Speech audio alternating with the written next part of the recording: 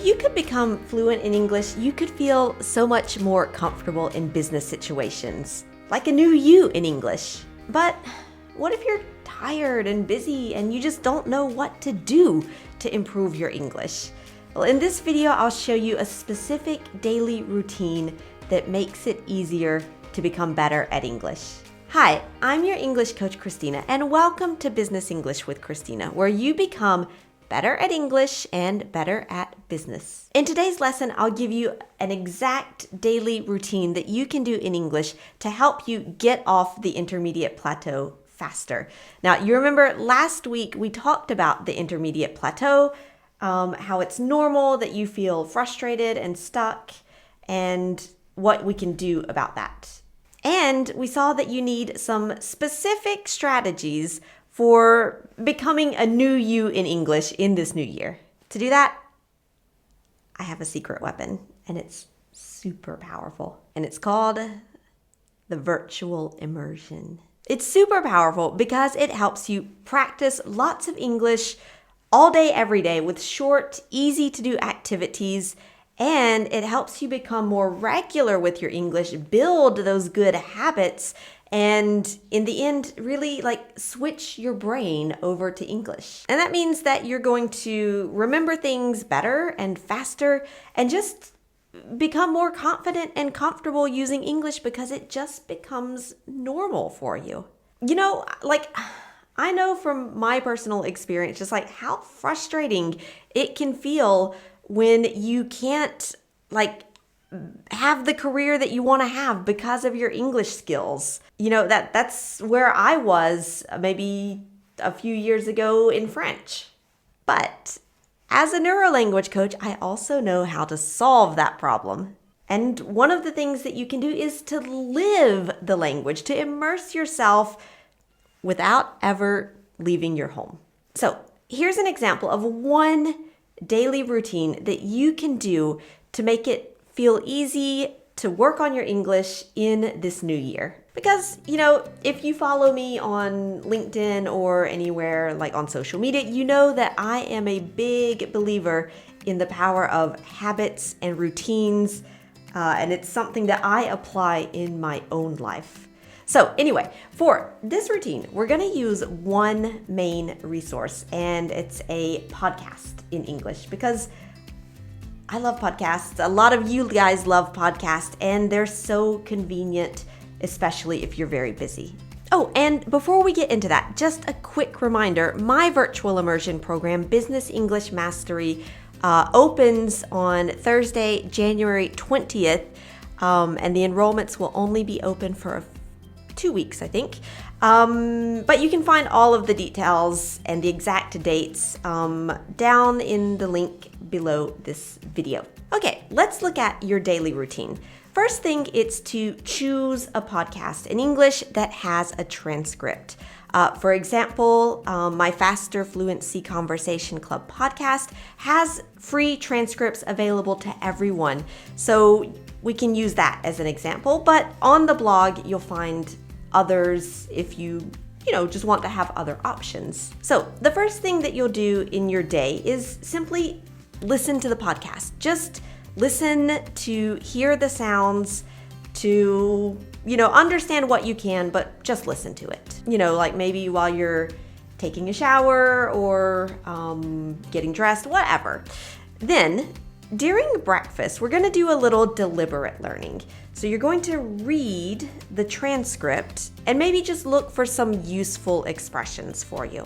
Then maybe before you sit down for work or, on your way to work, listen to the podcast again and try to catch those expressions that you identified during your work with the transcript at breakfast. During your lunch break, take a few minutes and make some flashcards to learn those new expressions that you identified. You can make, 5 flashcards, 2 flashcards, maybe just 1 flashcard. It doesn't matter. Just do something, even if it's very, very, very small. And then during your day, when you take a coffee break or you get up from your desk to go to the bathroom, I don't know, you can quickly just look at one of those flashcards or two, or again, it doesn't matter how many, it just matters that you're doing something.